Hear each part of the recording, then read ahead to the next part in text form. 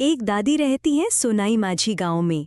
उनका घर छोटा सा है लेकिन दिल बहुत बड़ा। उनकी सबसे प्यारी साथी है एक सफ़ेद गाय, जिसे वो गौरी कहती है। हर सुबह दादी खुद उसे चारा देती है, बात करती हैं जैसे कोई परिवार का सदस्य हो। गांव वाले भी जानते हैं कि दादी और गौरी की दोस्ती बहुत खास है। बारिश हो या धूप, दोनों हमेशा साथ रहते हैं।